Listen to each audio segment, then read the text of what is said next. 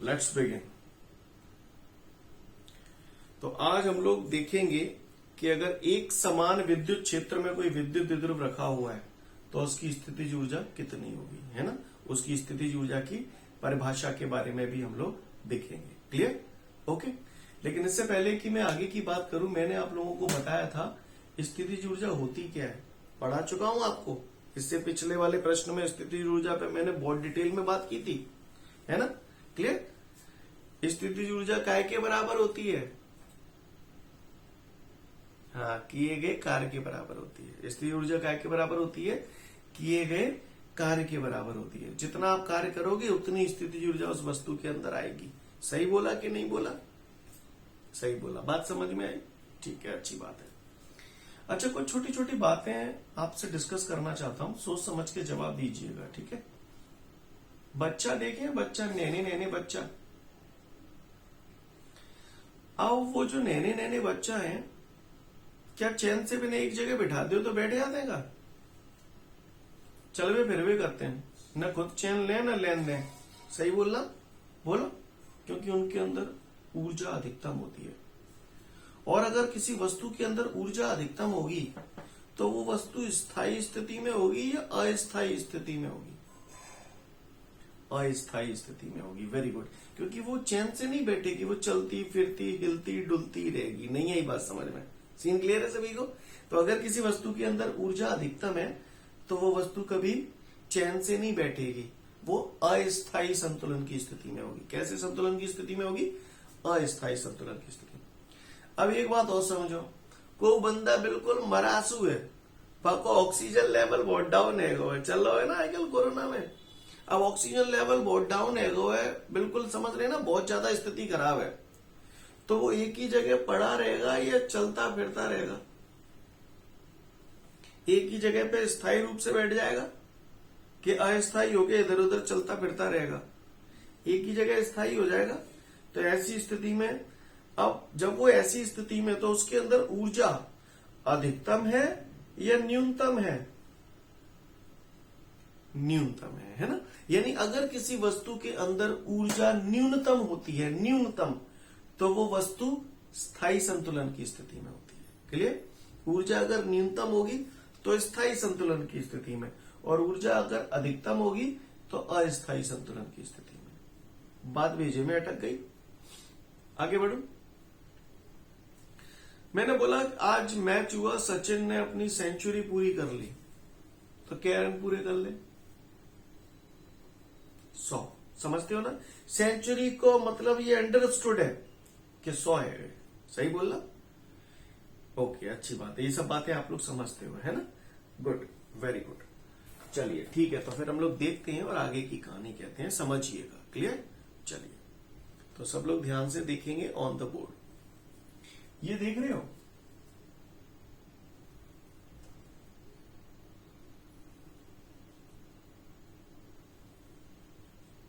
ये मैंने क्या बनाया है बेटा? विद्युत क्षेत्र। दिखाई दे रहा है आप सभी को बोर्ड पे मैंने जो विद्युत क्षेत्र बनाया है ना। ये जो मैंने विद्युत क्षेत्र बनाया है, इस एक समान विद्युत क्षेत्र में आप चित्र देखो और मुझे बताओ जरा, ये क्या रखा हुआ है? क्या रखा हुआ है? विद्युत द्विध्रुव रखा हुआ है। धनावेश ऋणावेश तो है, लेकिन इस आकृति को विद्युत द्विध्रुव बोलते हैं। चैप्टर 1 में पढ़ाया था, है ना। तो चित्र में आपको ये दिखाई दे रहा है कि एक विद्युत द्विध्रुव को एक समान विद्युत क्षेत्र में रखा गया है। क्लियर? एक विद्युत द्विध्रुव को एक समान विद्युत क्षेत्र में रखा गया है। बोलो भाई, रखा गया है कि नहीं रखा गया? कितने डिग्री के कोण पर रखा गया है? 90 डिग्री के कोण पर रखा गया है। तो इसे ऐसे बोल सकता हूं, एक विद्युत द्विध्रुव को एक समान विद्युत क्षेत्र में लंबवत दिशा में रखा गया है ना। या तो लंबवत दिशा में बोल दो या 90 डिग्री के कोण पर बोल दो, बात ही कही है। भाषा समझ में आ रही है? आ रही है तो मैं आगे बता रहा हूं, है ना। तो एक समान विद्युत क्षेत्र में जब किसी विद्युत द्विध्रुव को लंबवत दिशा में रखा जाता है तो ऐसी स्थिति को हम लोग बोलते हैं मानक स्थिति। तो कौन सी स्थिति बोलते हैं? एक मानक स्थिति। जिस प्रकार सचिन खेल खेल के 100 रन पूरे कर लेता है, तो ऐसी एक विशेष स्थिति को हम लोग सेंचुरी कहते हैं। ठीक उसी प्रकार जब किसी विद्युत द्विध्रुव को एक समान विद्युत क्षेत्र में 90 डिग्री के कोण पर रखा जाता है, तो ऐसी स्थिति को हम लोग मानक स्थिति बोलते हैं। क्लियर? कोई बोले कि ले लल्ला एक विद्युत द्विध्रुव ले लो और जब विद्युत क्षेत्र में मानक स्थिति में रखो, तो इसका मतलब इनडायरेक्टली वो कैसे बोल रहा है रखने के लिए? 90 डिग्री के कोण पर। क्लियर है ना? यानी अगर कोई भी विद्युत द्विध्रुव किसी विद्युत क्षेत्र में 90 डिग्री के कोण पर रखा हुआ है, तो ऐसी स्थिति को हम लोग मानक स्थिति बोलते हैं। कौन सी स्थिति बोलते हैं? मानक स्थिति। क्लियर? अच्छा, मैं कल जो मैंने आपको स्थितिज ऊर्जा पढ़ाई थी इससे पिछले लेक्चर में, तो उसमें मैंने आपको स्थितिज ऊर्जा बताई थी। स्थितिज ऊर्जा किए गए कार्य के बराबर होती है। जैसे मैंने आपको एक एग्जांपल दिया था, जैसे ये जमीन है, जमीन पे ये कोई पत्थर रखा हुआ है, दिखाई दे रहा है सभी को। अब इस पत्थर को मैं यहां से यहां ले गया, यहां ले आया, तो एक विशेष स्थिति में ले आया। तो इस स्थिति में इस पत्थर की स्थितिज ऊर्जा उस किए गए कार्य के बराबर होगी जो उसे पृथ्वी तल से इस स्थिति तक लाने में किया गया। जो बोला समझ में आया है ना? यानी कैसे बोलूंगा इसकी परिभाषा समझना। इस स्थिति में इस पत्थर की स्थितिज ऊर्जा उस किए गए कार्य के बराबर होगी जो उसे पृथ्वी तल से इस स्थिति तक लाने में किया गया। जो बोला पल्ले पड़ा, बोलो भैया पल्ले पड़ा सभी को। तो देखिए इसी तरीके से यहां पर परिभाषा क्या बनेगी। ये जो विद्युत द्विध्रुव है ना, मैंने इसे घुमाया। क्या किया? घुमाया। अब इसे घुमाऊंगा तो मुझे कार्य करना पड़ेगा, कार्य करना पड़ेगा।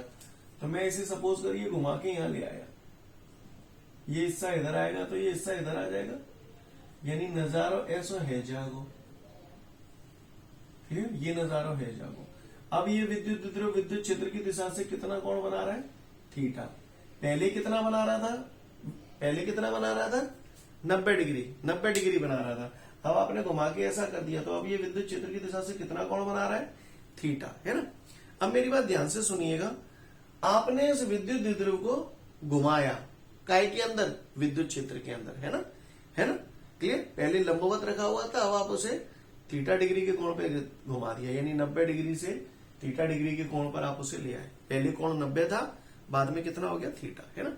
तो इसे घुमाने के लिए आपने कार्य किया, कार्य किया, है ना? और जितना कार्य किया उसी को स्थितिज ऊर्जा कहते हैं। सुने ध्यान से, यानी आपके हिसाब से स्थितिज ऊर्जा बराबर हो गई कार्य। स्थितिज ऊर्जा कार्य के बराबर हो गई, कार्य के बराबर हो गई। क्लियर? फिर से बोल रहा हूं और ऊपर लिख देता हूं। स्थितिज ऊर्जा बराबर कार्य।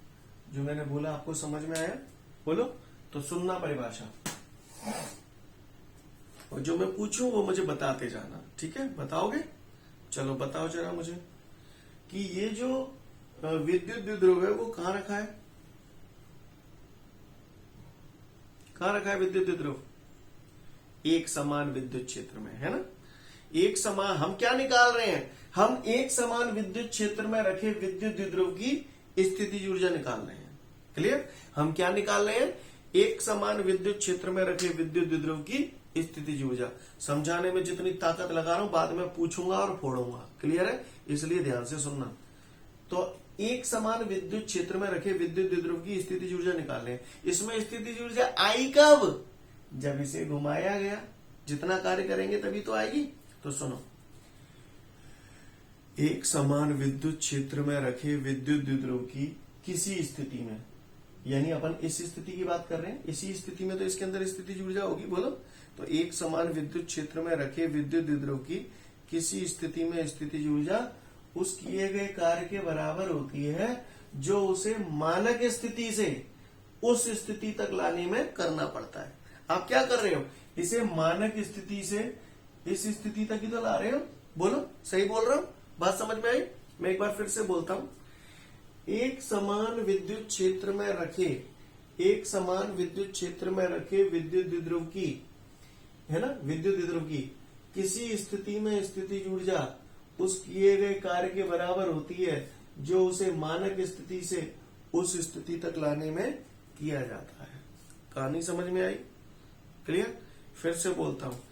एक समान विद्युत क्षेत्र में रखे विद्युत द्विध्रुव की किसी स्थिति में स्थितिज ऊर्जा उस किए गए कार्य के बराबर होती है जो उसे मानक स्थिति से उस स्थिति तक लाने में किया जाता है। उम्मीद करता हूं मेरी बात आप लोगों के दिमाग में अटक गई होगी। बोलो भैया, सीन क्लियर है परिभाषा सभी की? तो एक बार इसे जरा पढ़ लो अपने नोट्सों में सभी लोग। मैं उम्मीद करता हूं ये परिभाषा आप सभी को क्लियर हो गई होगी। अब इसके बाद इसके लिए सूत्र की स्थापना हमें करनी है, ठीक है? इसके लिए हमें सूत्र की स्थापना करनी है। तो देखिएगा ध्यान से सभी लोग। स्थितिज ऊर्जा किए गए कार्य के बराबर होती है, ये स्टेप तो क्लियर हो ही गया होगा आपको। अब इसके बाद आगे बढ़ते हैं और आगे की दास्तां कहते हैं, ठीक है? तो du बराबर अब आपके दिमाग में थोड़ी सी पीर होगी। कार्य का सूत्र होता है dw बराबर टाउ डी थीटा। अभी तक आपने कार्य का सूत्र पढ़ा है, कार्य बराबर बल गुणा विस्थापन पढ़ा है ना अपन ने। एक बिंदु आवेश के कारण किसी बिंदु पर विद्युत विभव की गणना की थी तो लगाया था ये सूत्र, कार्य बराबर बल गुणा विस्थापन। यहाँ सूत्र लगेगा dw बराबर टाउ डी थीटा। इसके बारे में अव्याल हम लोग थोड़ी देर बाद चिंतन करेंगे थोड़ा सा, ठीक है ना? ये सूत्र 11th का सूत्र बताऊंगा आपको। फिलहाल dw बराबर टाउ डी थीटा मैंने रख दिया। ये 11th क्लास का सूत्र एक्चुअली dw बराबर टाउ डी थीटा, ठीक है? तो dw की जगह टाउ डी थीटा मैंने इस सूत्र के आधार पर रख दिया। इसके बारे में अव्याल आगे चर्चा कर रहे हैं। फिलहाल यहां तक स्टेप क्लियर है? बोलो भैया। अब ये छोटी सी स्थितिज ऊर्जा आई है, मुझे तो पूरी जनते लेके जन्नों की स्थितिज ऊर्जा निकालनी है पूरे की। तो पूरे की निकालने के लिए क्या करते हैं? समाकलन, है ना? तो जी मैंने समाकलन कर लो, बढ़िया समाकलन है। अच्छा, कहां तक की स्थितिज ऊर्जा निकालनी है? तो भैया पहले तो 90 डिग्री के कोण पे आतो, बाद में दे दो थीटा डिग्री के कोण पे आएगा। तो 90 से लेके थीटा डिग्री तक घुमाने का कार्य निकालना। स्टेप समझ में आ गया बॉस? बोलो अब का चमका दो। जिस सूत्र तो समाकलन में तुमने पहला सूत्र पढ़ा, ये तो समाकलन dx बराबर x। बोलो भैया, जानते हो कि ना जानते ही? जानते हो। तो समाकलन du की जगह u, है ना? समाकलन du की जगह u बराबर समाकलन टाउ की जगह p sin theta d theta, limit 90 से थीटा। स्टेप समझ में आ रहे हैं? जी टाउ बराबर पीई साइन थीटा। भैया जी जीव समझाऊंगा है और तो समझा दे। तो टाउ बराबर पीई साइन थीटा जय समझाऊ।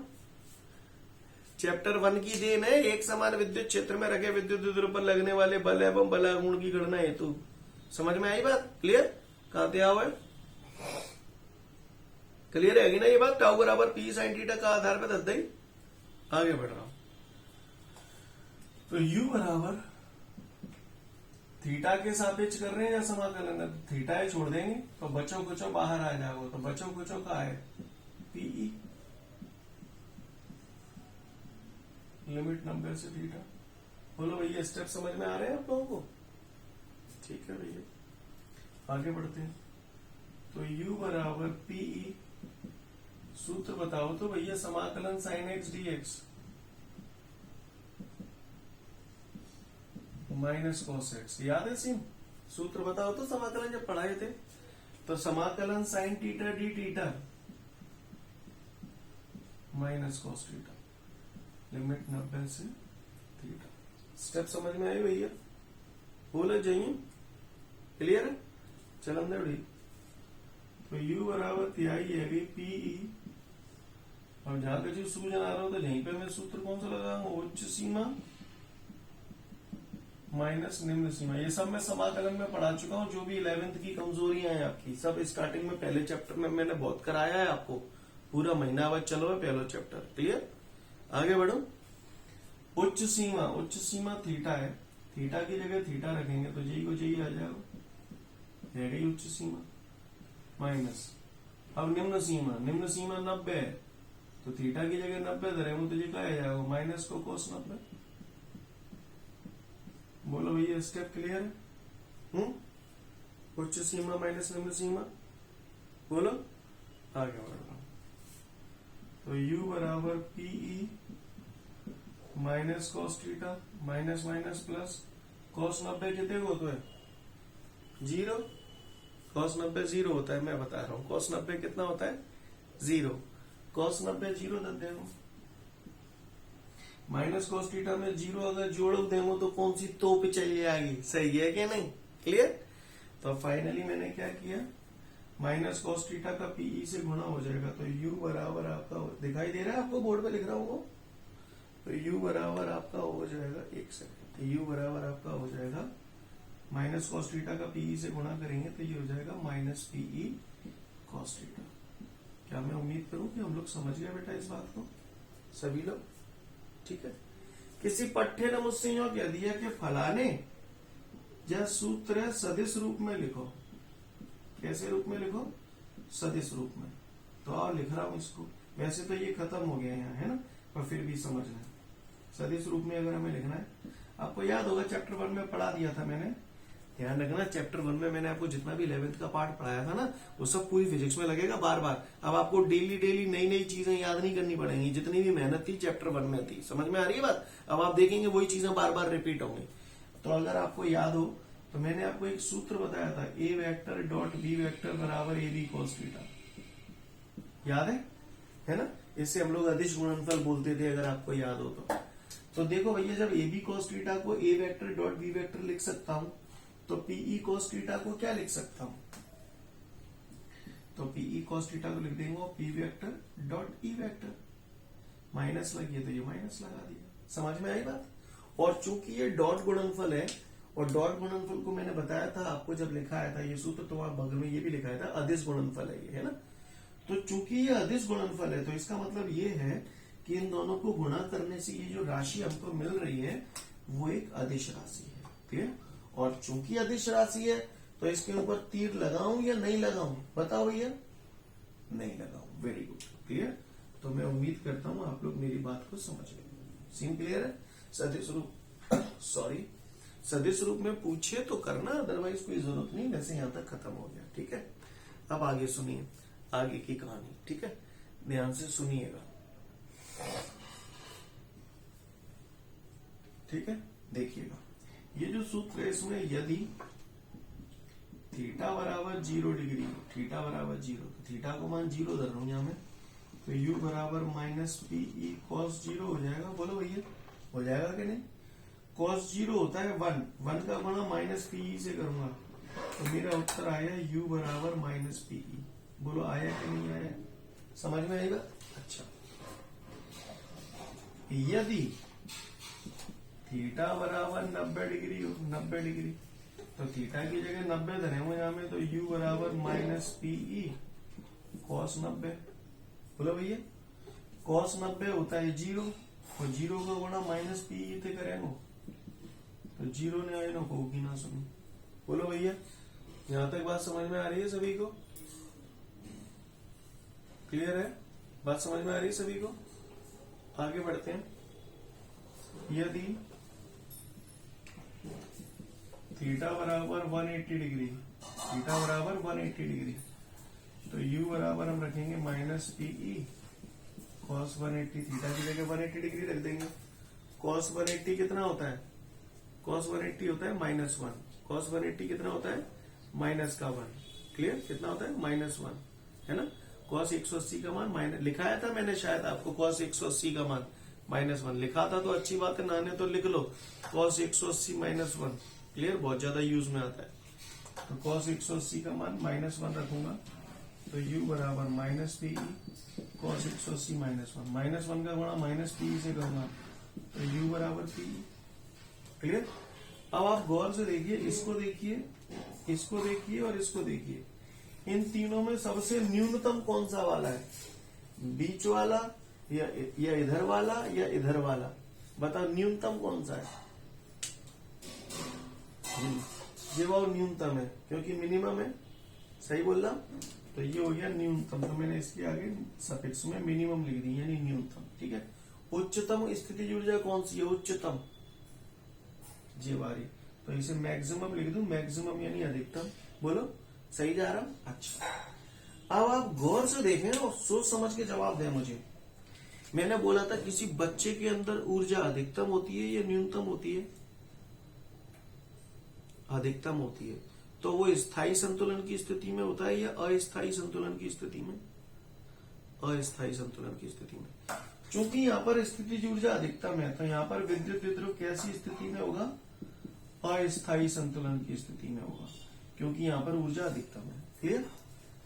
यहाँ पर ऊर्जा न्यूनतम है, मरासू धरा हुआ है, ऑक्सीजन लेवल कम है हुआ है, समझ रहे हैं ना? तो ऊर्जा न्यूनतम हो गई तो यहाँ पर विद्युत विद्रुव कैसी स्थिति में होगा? स्थायी संतुलन की स्थिति में होगा, एक ही जगह पड़ा रहेगा। समझ में आई बात? सीन क्लियर है? भाषा समझ में आ रही नहीं आ रही? आ रही, ठीक है। और मैंने बोला था जब विद्युत विद्रुव को एक समान विद्युत क्षेत्र में 90 डिग्री के कोण पर रखा जाता है तो कौन सी स्थिति बोलते हैं? मानक स्थिति। बोला था ना, मानक स्थिति, है ना? तो चूंकि यहाँ पर ये जो आ रहा है ये तब आ रहा है जब विद्युत विद्रुव 90 डिग्री के कोण पर रखा हुआ है, तो ऐसी स्थिति को हम लोग बोलते हैं मानक स्थिति। क्या मैं उम्मीद करूं ये कहानी आप लोगों को पल्ले पड़ गई बेटा? आप लोग कर पाएंगे? तो जल्दी से फटाफट देख लो एक बार इसे। तो यहां तक सभी लोगों का क्लियर होने के बाद अब हम लोग अगला क्वेश्चन देख रहे हैं, विद्युत क्षेत्र की तीव्रता तथा विभवांतर के बीच संबंध बताइए। चलिए भैया दिखाते हैं।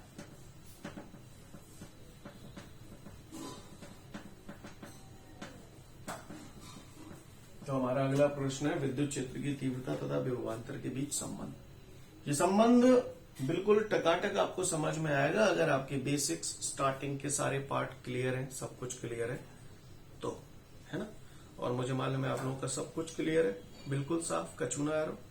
मैं पहले ही बता दूं यहाँ पर जो लोग आज एक पिछले 2-3 दिन में जुड़े हैं वो अगर ये सोचें कि एकदम से समझ में आएगा तो नहीं आएगा, लेकिन प्रयास करते रहें। मैं एक सेकंड आपको इशारा करके बताता हूं कि जैसे सपोज करिए इस प्रश्न के बाद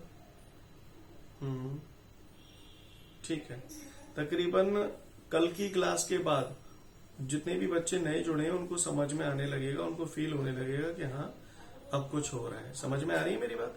क्योंकि कारण है बेटा 1 महीने 1.5 महीने की क्लास आपने जो मिस की है तो उसका खामियाजा भुगतना पड़ता है।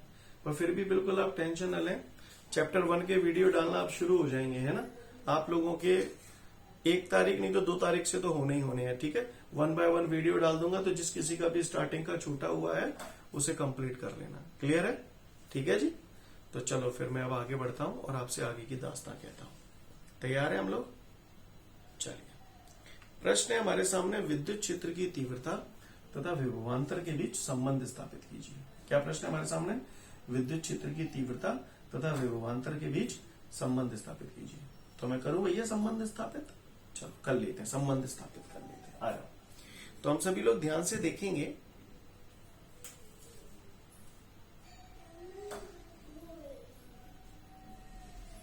ये मैंने विद्युत क्षेत्र की दिशा बनाई है, दिखाई दे रही है आपको बोर्ड पे? जो मैंने विद्युत क्षेत्र की दिशा बनाई है दिखाई दे रही है, ठीक है।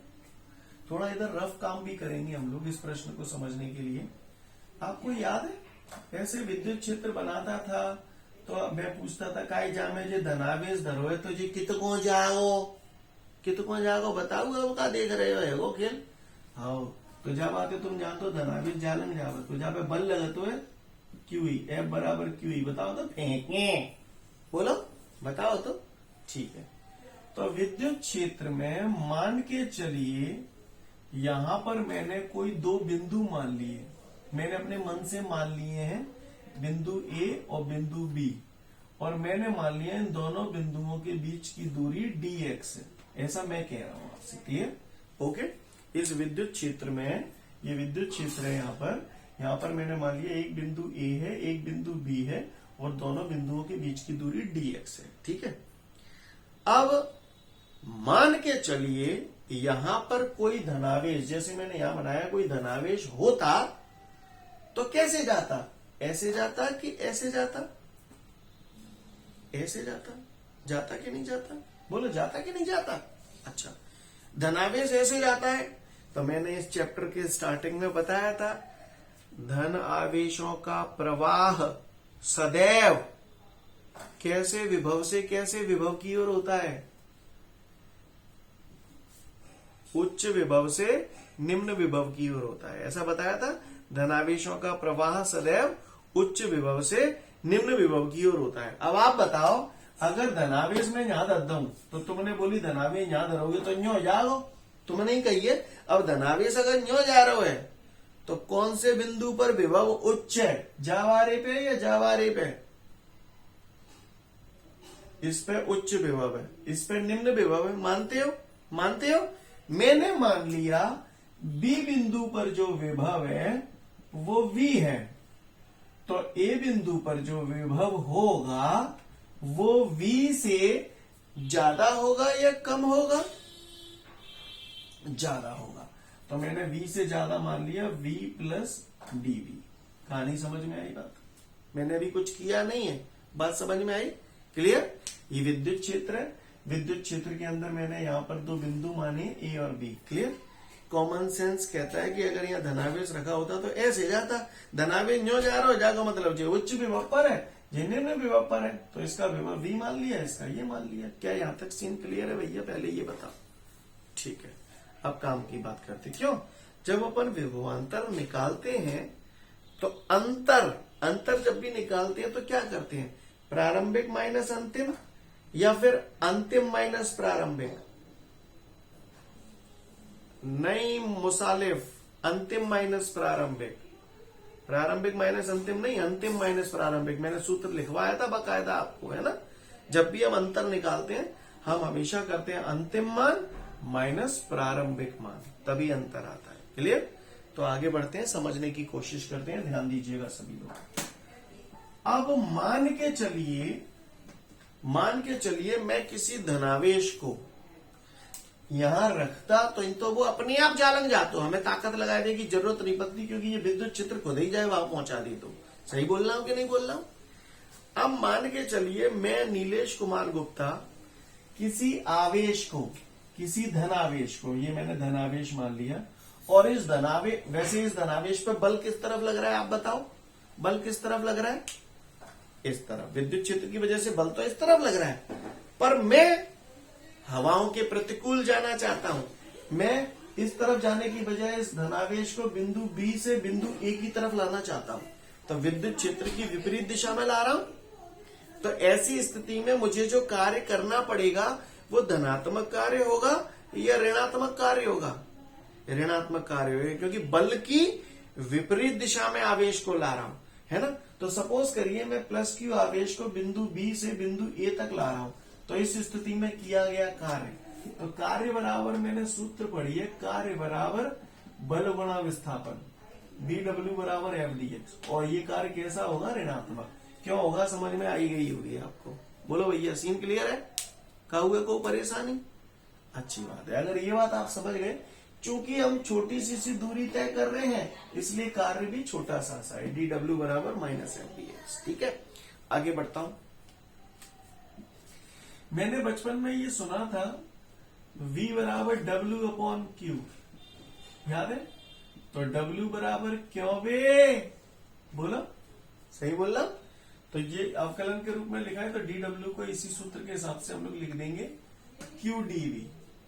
ठीक है, क्या लिख देंगे? QdV। ओके, बराबर माइनस तो माइनस F बल है, तो भैया ये जो आवेश है इस पे बल किस तरफ लग रहा है? आप ही ने बताया था किस तरफ लग रहा है? इस तरफ लग रहा है, लेकिन लग कितना रहा है? QE। फेंकें, याद है ना चैप्टर 1 का? फेंकें। मैं लिख देता हूं, चूंकि F बराबर QE, तो F की जगह मैंने QE तान दिया, dx भैंसा की भैंसा।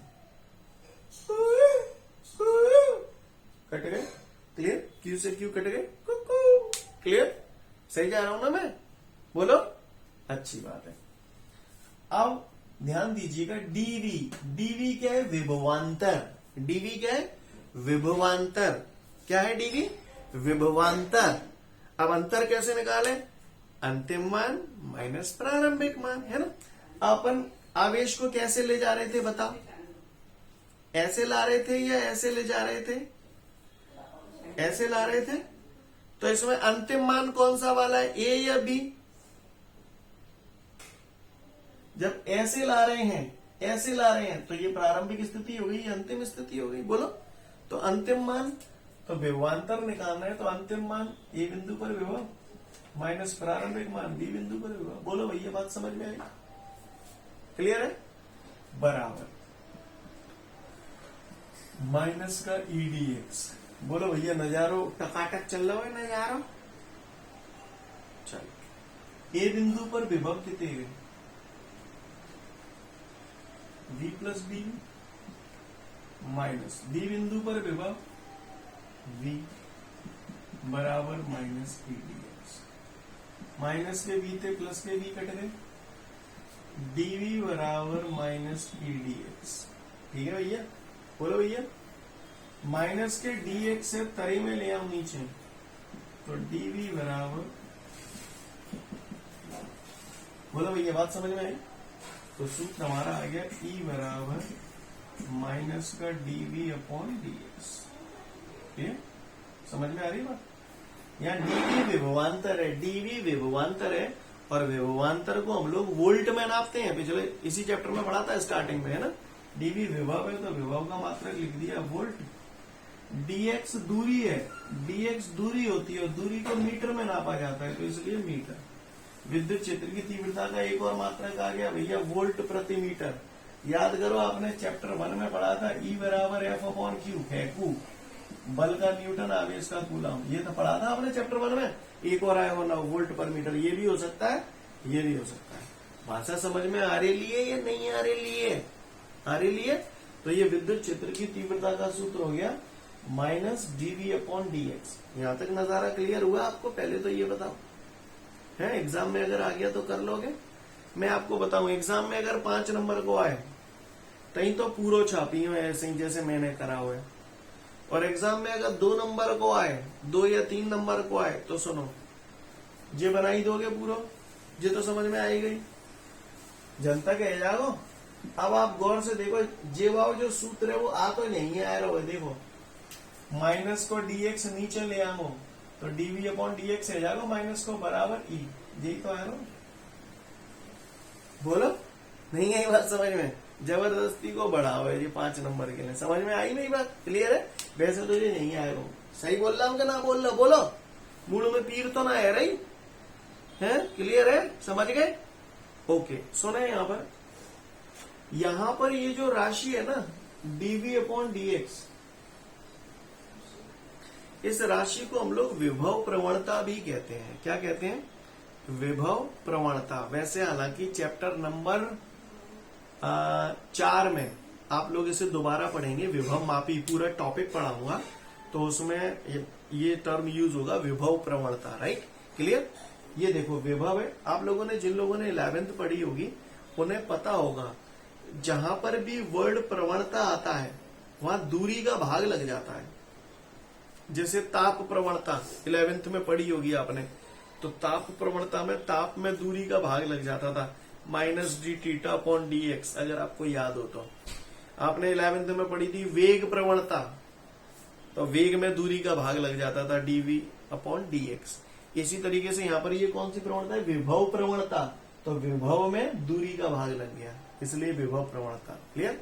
तो यहाँ पे जो राशि डीवी अपॉन डी एक्स है उसे हम लोग विभव प्रवणता भी कहते हैं। ठीक है? अच्छा एक बात और, विद्युत क्षेत्र की दिशा सदैव कहां से कहां की तरफ होती है?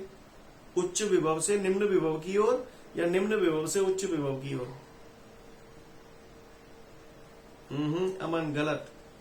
उच्च विभव से निम्न विभव। आप देखो ना विद्युत क्षेत्र ऐसे है तो यहाँ विभव आपने बोला ज्यादा है, यहाँ विभव कम है, तो विद्युत क्षेत्र की दिशा उच्च विभव से निम्न विभव की ओर हुई कि नहीं हुई? है ना? तो विद्युत क्षेत्र की दिशा उच्च विभव से निम्न विभव की ओर होती है। ध्यान दिए ना, ध्यान से सुनना। विद्युत क्षेत्र की दिशा उच्च विभव से निम्न विभव की ओर। अब इधर आ जाओ। आपने बोला डीवी अपॉन डीएक्स को विभव प्रवणता कहते हैं। ठीक है? और ये विद्युत क्षेत्र की तीव्रता का ऋणात्मक है, ऋण का आ रहा है, तो इसका मतलब इसकी दिशा कहां हो जाएगी? उल्टी हो जाएगी, यानी निम्न विभव से उच्च विभव की ओर। कहां से कहां की ओर होगी? निम्न विभव से उच्च। दोनों मत याद करना, दिमाग का दही हो जाएगा। क्लियर? कोई पूछे विभव प्रवणता की दिशा क्या होगी तो इसमें ऋणात्मक आ रहा है ना, तो इसका मतलब ये हो गया कि ये विद्युत क्षेत्र की दिशा के विपरीत होगी। अब विद्युत क्षेत्र की हमने पढ़ा था उच्च विभव से निम्न विभव की ओर होती है, तो इसकी कहां से कहां की तरफ हो गई? निम्न विभव से उच्च विभव की ओर। तो किसी ने अगर पूछ लिया विभव प्रवणता की दिशा क्या होती है तो बोल दोगे निम्न विभव से उच्च विभव की ओर। पक्का? अच्छा, चूंकि विभव प्रवणता की दिशा है तो कैसी राशि है? सदिश राशि या अदिश राशि? सदिश राशि, क्योंकि जिसका दिशा होती है, जिस राशि की दिशा होती है वो सदिश राशि होती है। ये 11th के कॉन्सेप्ट हैं सारे। बात समझ में आ रही है जो मैंने आपको बोला? क्लियर है? हाँ, यस और नो? ठीक है, तो जल्दी से फटाफट इसे पढ़ लो। 4th में स्क्रीन शेयर कर रहा हूं।